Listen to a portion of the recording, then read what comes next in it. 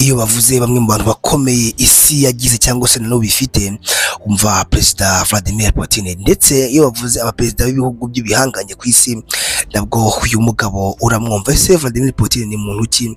Ese amateka ye tugiye kuyatubwira kandi ku mateka y'uyu mugabo w'igihanganye ndetse unayobora igihugu cy'igihangange. Ntucikwe ntujye kure, iyi ngiyi ni Taratibu TV. Amazina ye nyayo yitwa Vladimir Vladimirovich Putin, akaba yavutse tariki 7 Ukwakira 1952, avukira mu nzu y'ubukode ndetse aho umuryango we wari utuye kandi wari umuryango utifashije. Ibi bintu rero byaje kusa nkaho bihinduka gatoya ubwo byari mu ntambara ya kabiri y'isi yose, ndetse ikaba yaragize ingaruka zikomeye cyane ku muryango wa Putin, haba kuri papa ndetse na mama we. Papa we yaje kurokoka intambara ya kabiri y'isi yose, bityo kubera ibikomere ndetse n'ubundi bumuga yari afite. Aha ni hagati y'umwaka w'1941 kugeza 1944. Nyina Maria Ivanovina nawe yahuye n'ibigeragezo bikomeye cyane kuko nawe intambara yamugizeho ingaruka.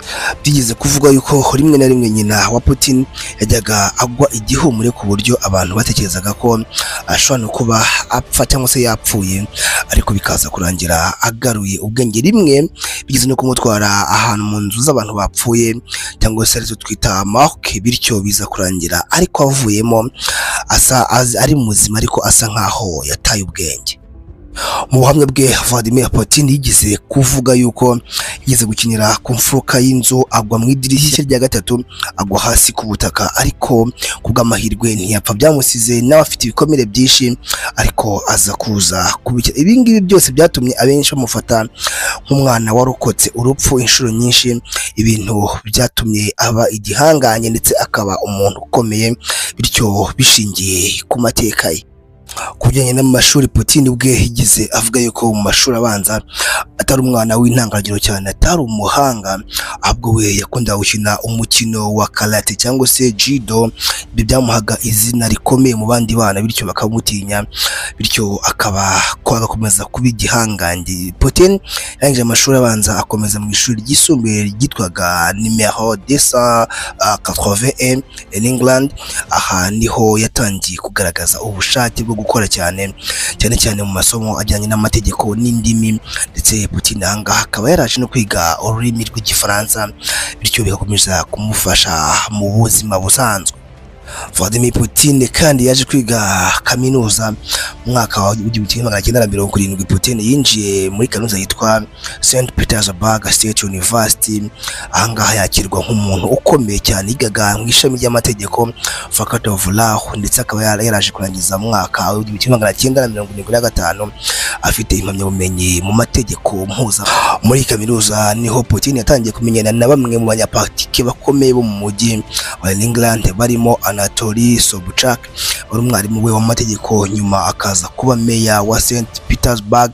Sobchak niwe wamubereye umufasha ukomeye, umufashije kwinjira mu buyobozi bwa politiki nyuma y'uko Soviet Union isenyutse.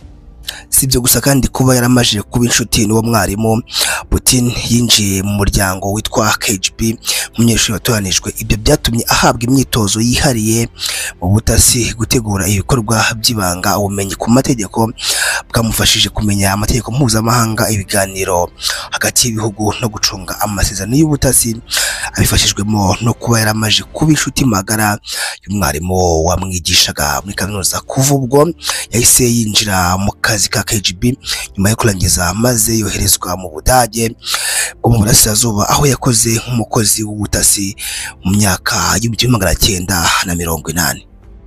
Nyuma y'uko Putin avuye muri KGB, icyo gihe ni mu mpera z'umwaka w'1990, icyo gihe Soviet Union yarasenyutse, KGB irahindurwa, maze inzego z'ubutasi zigirwa izindi nshya. Putin yaranditse mu buryo bweruye ko avuye muri KGB, ariko ibi bintu byamuhaye amahitamo, cyangwa se yari afite amahitamo yo kwinjira muri politiki mu buryo bwo kuba agiye kuba cyangwa se yakwinjira mu gashami k'ubutasi, ariko nk'ishami rya politiki. Putin akimara gusubira i St Petersburg, Putin yakoranye bya hafi n'uwahoze ari umwarimu we muri kaminuza Anatoly Sobchak, wari waratorewe kuyobora umujyi wa St Petersburg. yari vice mayor w'uwo mujyi. Putin yabaye umujyanama we wihariye by'umutekano n'ubutwererane mpuzamahanga. Yari afite inshingano zo kugenzura ibikorwa by'amahanga, gushakira umujyi ishoramari ndetse no gutegura amasezerano yo gufungura umujyi ku bukungu cyangwa se gufungurira amarembo ubukungu bwo hanze. Aha niho Putin yatangiye kumenyekana cyane mu baturage ba St Petersburg kubera uburyo yakoreshaga ubunyamwuga bwe yaravanye muri KGB igihe yarakikoramo. Mu mwaka w'1996 nyuma y'uko Sobchak atsinzwe amatora y'ubuyobozi bw'umujyi, Putin yimukiye i Moscow. Aha niho ibintu byahinduye isura ndetse ibintu byose ni nkaho bisa nk'ahariho byatangiriye. Yahawe akazi na presidential y'iki gihugu, ishami rishinzwe imitungo ya leta, maze mu mwaka w'1997 yagizwe umuyobozi wungirije mu biro bya Perezida Boris Yeltsin. Azamurwa mu ntera vuba kubera gukora neza no kugaragaza cyangwa se kwigaragaza nk'umukozi w'indashyikirwa mu gihugu, bityo atangira guhabwa amashimwe atandukanye. Mu mwaka w'1998 Perezida Yeltsin yamugize umuyobozi mukuru wa FSB, urwego rwari rusimbuye KGB. Aha niho Putin yakomeje gutegura uburyo bwo kugira ijambo mu nzego z'umutekano, agashyira abantu cyangwa se agashyira abantu yizeye neza mu buryo bwo kurinda umutekano w'abaturage ndetse n'umukuru w'igihugu mu buryo bukomeye cyane. Muri Kanama 1999 Yeltsin yagize Vladimir Putin minisitiri w'intebe. Ibi byaratunguranye cyane kuko benshi bamusabaga yuko yaba biretse akagumiza akamucungira umutekano, ariko Yeltsin avuga yuko icyo abona kuri Putin ari ukuba umuyobozi. Ahangaha Yeltsin abantu benshi bavuga yuko aribwo bwa mbere yibeshye, abandi bakavuga ati ni ubwa mbere yarakoze ikintu gikomeye cyane kuko Putin yaragiye kwinjira mu buyobozi bwa Russia ndetse akaba umuntu w'igitangaza kugeza amagingo aya ngaya. Ibi kuko niko byaje kugenda, kuko ku itariki ya 31 Ukuboza 1999 Perezida Boris Yeltsin yeguye ku nshingano ze maze ashyiraho Putin nk'umusimbura w'agateganyo.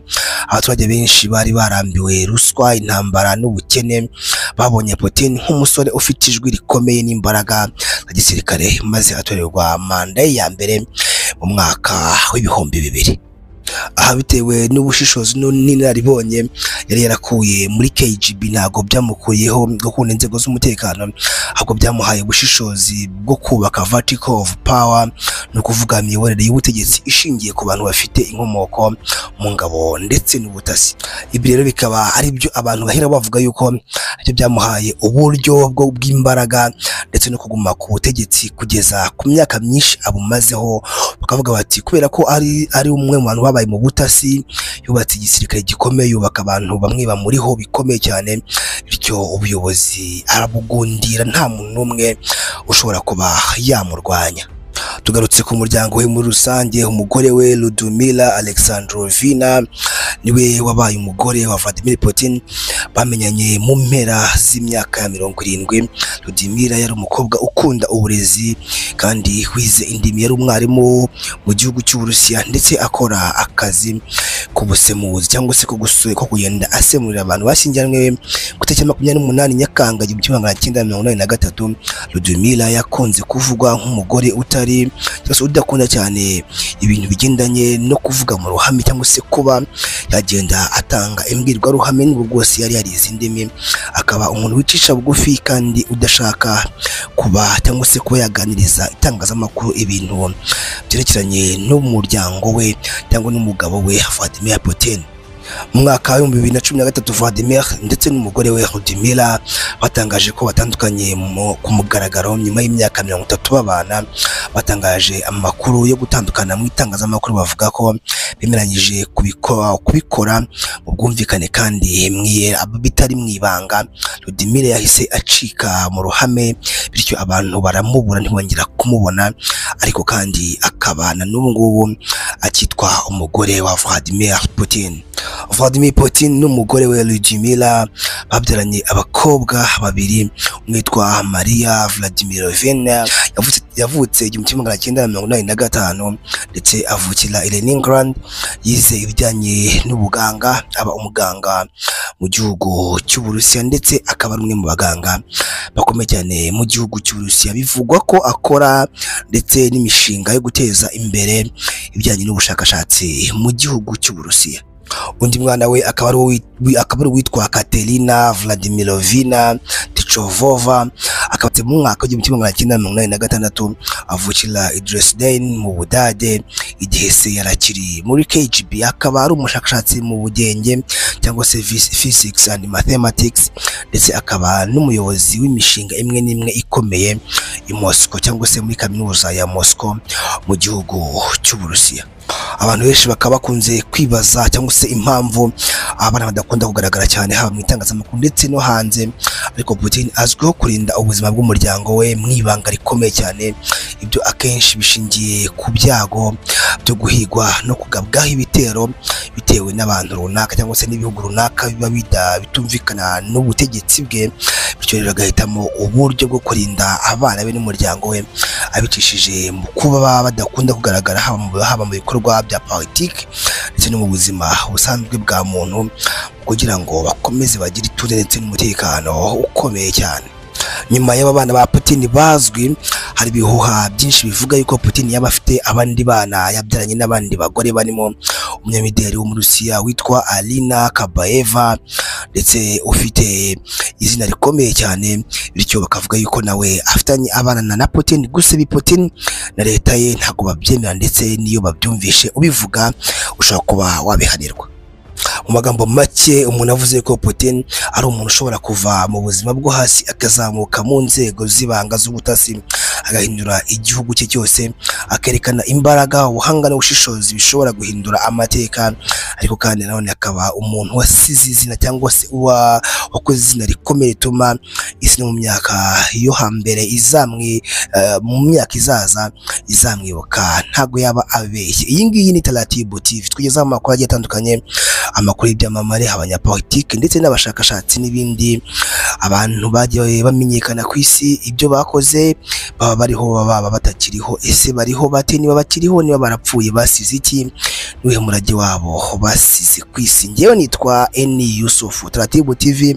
Ibiganiro byacu nakagaruka, ushobora kuba wakunze ibiganiro byacu, ushobora kujya hasi muri comment ukatwandikira ukatubwira ngo ngewe nifuza ko muzambwira ku muntu uyu n'uyu nakunze cyangwa n'ubu ngubu nkunda wanshimishije wampaye ibyishimo. Jya hasi muri comment uduhe inyunganizi yawe cyangwa igitekerezo cyawe, ni ingenzi. Ibiganiro byacu nakagaruka, iyo wakunze ibiganiro byacu ntukagende udakoze like ndetse udakoze na subscribe. Ciao ciao, hasta la vista, hasta la manyanya. Turabakunda, Imana ibarinde.